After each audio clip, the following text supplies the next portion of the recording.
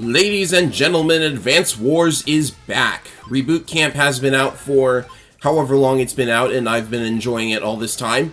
It's great to see an old Nintendo series back again and done justice, just like Metroid. Now if only F-Zero and Star Fox we get a proper revival. I said a proper revival!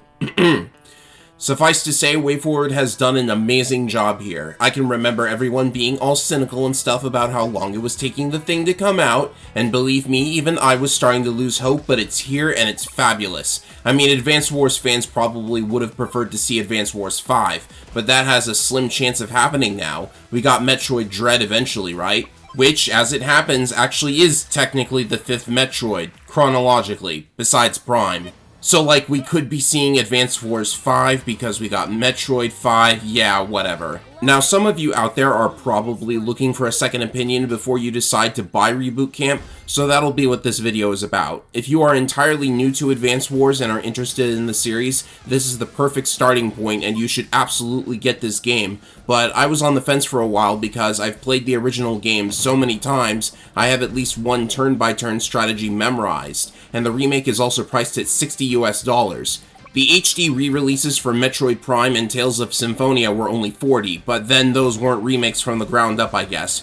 Full disclosure, I had the remake gifted to me, so special thanks to Azriel Delacroix for that one. Basically what I'm saying is that a remake ought to have something there that's new that the veterans haven't seen, which is something you don't always get in remakes. So this video will be going over all the differences between the originals and the WayForward remake. And I'm not necessarily trying to dunk on everything WayForward did, this is a fantastic remake, but I do feel some opportunities to make very simple improvements were missed. So those of you on the fence should watch this video to hopefully help you decide. Look, I need to do a video about Reboot Camp, alright? I got 10,000 views off the Easter egg video, there's no choice now.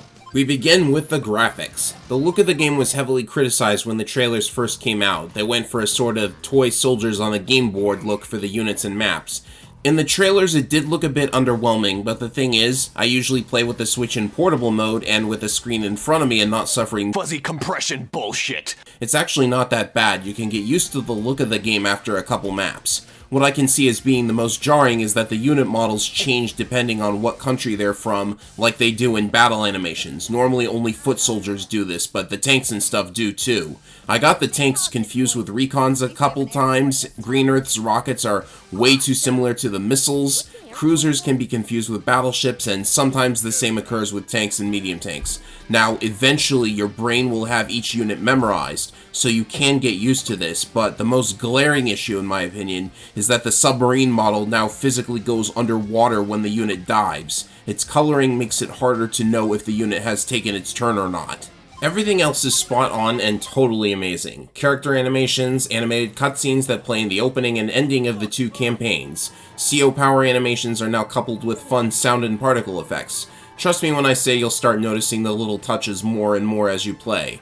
Like, did you notice Black Hole's tanks don't have treads and instead hover over the ground? How about the soldiers jumping into the transporters you load them into? Or how there's a particle effect appropriate for the character when their power meter is full? I first noticed the cherry petals for can-based power meter. It is amazing. Some of those power animations do take a bit more time than they did originally though.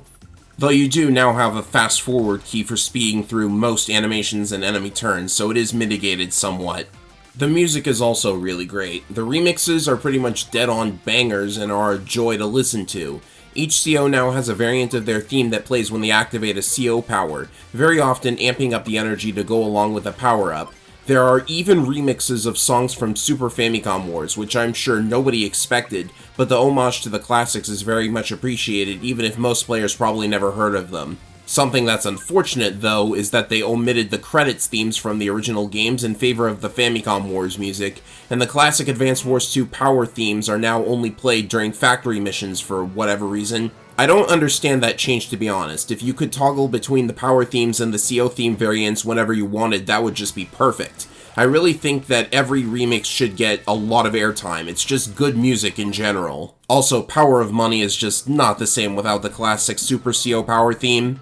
Next up is gameplay. The campaigns have gotten a couple of alterations to their earliest missions. Field training mode from the first game has been condensed more or less into 6 missions, 3 that you have to play and are pure tutorial, and 3 that are added to the Advance Wars 1 campaign before the first actual mission from the original game. They're tutorial missions still, but they now have hard mode versions and do a much better job teaching the player the basics, and from then on they teach the player about new units as they're introduced. They actually added a T-copter to one map to introduce the ability of the cruiser to load it. Advance Wars 2's early missions are similarly altered to teach the player more efficiently. Unfortunately, none of the awful missions in Advance Wars 2 were altered at all. Orange Dawn on hard, To the Rescue, and the factory missions are still as terrible as they were before. Guess I'm not clearing hard mode again. The player character's self-insert was also written out of the plot completely, which I'm fine with. There was never a real purpose to that part of the game. Dialogue is also not exactly the same as the original. They're no longer limited by screen size so they can use more words per line, so many lines are clarified or rewritten to better match up with whoever is speaking. There are 2 really odd changes that affect nothing but are jarring.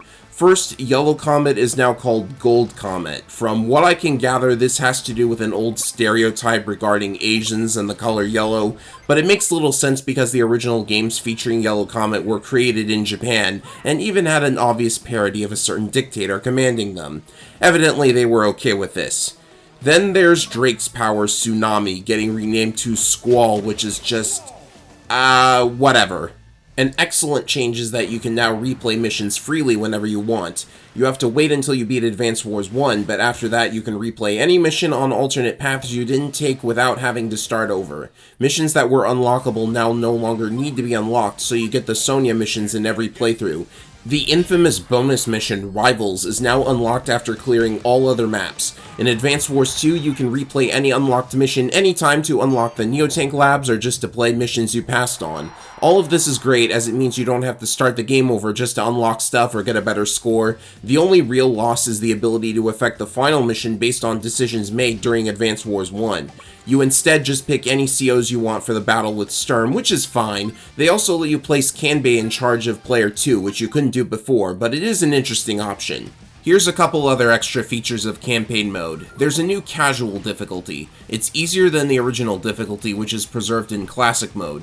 Casual mode is entirely optional and is just there for totally new people, as classic mode can be quite difficult. Challenge mode is a recreation of the original hard campaigns, and they're as nuts as they used to be. The scoring system is the same as Advance Wars 2, but the Advance Wars 1 rule where they give you 100 power and technique for free on hard mode is still in effect.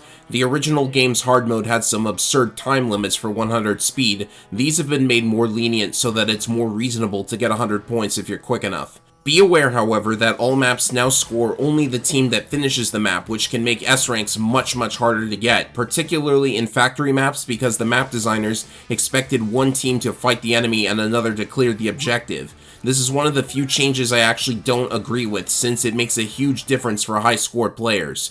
One other negative is that, while the CO dossiers now give precise intel on how big of a boost unit stats get, some dossiers are inaccurate, namely the description of Sonya's superpower, which misunderstands how the power actually works. Other inaccuracies are just, like, a difference of 1 or 2 points in Advance Wars 1's dossiers. Like, Max gets plus 87 during his CO power, but the dossier just says plus 85. Small stuff. In single player, you can now rewind time back to the beginning of the turn, somewhat like Fire Emblem's Divine Pulse, but you can only go back to the start of the current turn. If you end turn, you're locked in. The original games let you save anytime, so this is pretty much a nerfed version of that. You can't hard save anymore, though they do autosave so you can suspend play and pick up right where you left off if needed. What can be annoying is that you can't save versus mode games for some reason. Some of the War Room maps have also changed. They use variations of their dual strike incarnations to lower the difficulty of some of the monstrously big maps like Dire Range, Terra Maw, and Bounty River. You can actually play Versus Mode and War Room with the original Advance Wars 1 rule set with stats accurate to that game, and you can play with the Advance Wars 2 rule set with nerfed max, superpowers, neotanks, and so on. In fact, War Room maps originating in Advance Wars 2 can be played in the Advance Wars 1 style, but units, enemy COs, and even terrain get changed in this style so that the new Advance Wars 2 terrain or units are not present. Do they really need to do that? I mean, it's not like the engine breaks if Advance Wars 1 suddenly has a silo or Neotanks present. They even seem to have accidentally allowed the AI to build Neotanks in Style 1, which shouldn't be allowed. Neotanks are pre-deployed only in Style 1 custom maps. You also can't take an Advance Wars 2 CO like Colin or Flak into the Advance Wars 1 rule set. It makes sense, but I was thinking it'd be cool if you could play with the newer COs only having their regular power. It'd be a neat option that mods have simulated in the past. Not to mention, the remake technically does do the reverse. The Andy clone is treated as his own character with a unique personality and even CO theme. Amazing detail, by the way. And he is a clone of Andy in gameplay, as you'd expect. If you select him in Advance Wars 2, however, he does not get a superpower and even gets extra attack during his regular power, like in Advance Wars 1. Technically, he's in Advance Wars 1 CO, playable in Advance Wars 2, and it's a shame the others don't carry over. I guess you probably wouldn't want the original Max playable in Advance Wars 2? Speaking of which, the level design and CO stats are 100% faithful to the original games. I understand the desire to remain faithful, but I was hoping some fixes would be made. We don't need Style 1 Max to be overpowered, do we? And as mentioned, though Advance Wars 1's campaign still holds up, Advance Wars 2 has many missions that are just too much and need an overhaul. There were always going to be differences from the original, no matter how faithful they were anyways. I'm talking about the AI. The AI bears some differences from the original game, being a remake literally from the ground up. Notably, the city freeze glitch, where a unit stops moving on a city altogether, is completely gone. However, the AI still prioritizes attacking enemy APCs, likely because you practically needed that quirk to survive hard mode. The AI also no longer cheats in Fog of War. Originally, the only way the AI couldn't see you is if you were on a forest or reef. Now they need actually vision on you in order to fire at you, so you can in fact set up ambushes of your own. However, it seems that if your units launch an attack, the enemy instantly knows where that unit is. They still need to reveal that unit with vision, but they know it's there and can avoid its range and so on. Not that it's completely impossible to remember where an enemy fired at you from, but it still felt a little odd for the AI to have perfect knowledge like this.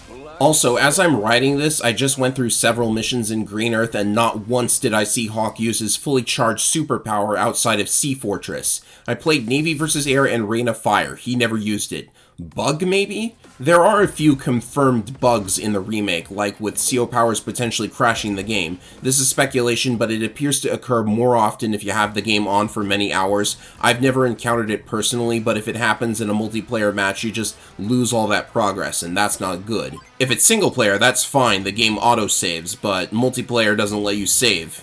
The mission to the rescue in particular has a confirmed bug. It crashes if you have an Orange Star unit move adjacent to a Green Earth unit on Orange Star's turn. It's okay on Green Earth's turn, but you can't do it on Orange Star's turn or the game crashes.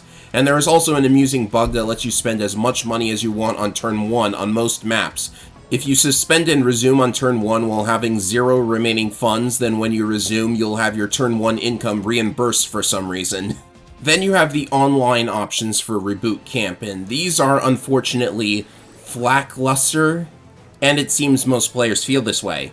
There is no random matchmaking, only matches with your friends are possible, they must be one-on-one, no AIs allowed. I remember Days of Ruin allowing up to 4 players in friend-only matches, with AIs if necessary. There was matchmaking too, but it would pick a random map from a pool of one-on-one vanilla maps, so there was a chance of getting Fist Peninsula, for example. So they may have figured matchmaking like this would make no sense if it can't pick from custom maps, and rumor has it they don't have the server power to do big matches online. You're probably going to prefer Advance Wars by web for online play. You also can't play a map online if it has more than 300 total tiles.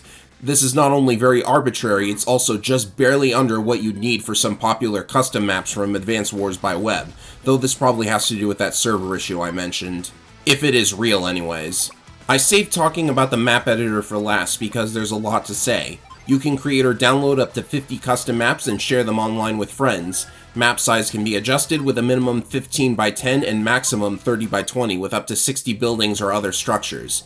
This is the same maximum size and building limit in the original games. Now let me just say, there is no reason for these limitations to be there. The original games had these limits in place due to hardware limitations of their original system 20 years ago.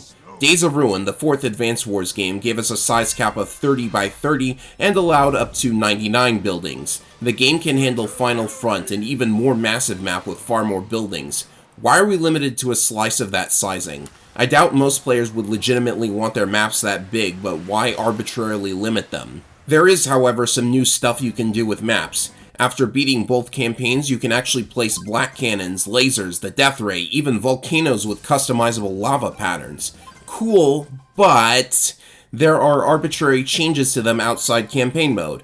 First, you can't choose how often the cannons, laser, and death ray fire. They always fire every turn except for the death ray, which fires every 7 turns. What's worse is, the cannons in particular don't just fire once per turn, they fire once on every player at the start of Orange Star's turn. None of the weapons discriminate, they'll damage anyone, even if a player is using black hole units, which you can't actually design maps with. It's just a shame you can't have player-aligned cannons. That would have been a fun idea. You can also use lab tiles. These do nothing but provide income if captured. They have 0 defense but are exactly the same as a city. Players have come up with inventive ideas for what labs might do. I'm surprised WayForward didn't try making something new themselves. Which leads me to my next point, and probably the most important. This is a faithful remake of 2 games I have played a lot in 20 years. Besides the design maps changes and all War Room maps now being playable in Style 1, there really isn't much in the way of brand new content never before seen. I can tell a lot of passionate effort went into Reboot Camp, so I'm not dissing WayForward here at all. I'm just saying, if they maybe wanted to come out with a DLC campaign with new original maps, units, even brand new COs, I'd say they've more than earned the right to do exactly that. All Reboot Camp needs to be the perfect Advance Wars revival is some original material. And bug fixes, but original material too. It's clear these guys know what they're doing, so it'd be great to see them express themselves a little. And so, in conclusion, is Reboot Camp worth a purchase? For players completely new to Advance Wars, yes, do it. There's a whole lot of enjoyable content there for you. Are you a returning veteran player? If you can live without the improvements and other changes, you can live without them. If you want your future replays of Advance Wars to be on the definitive version of the game, get this for your Switch. You won't be disappointed. I'm Ephraim225, and this has been yet another review. Later. Oh, gee whiz, I hope a tank doesn't totally come out of nowhere and own me.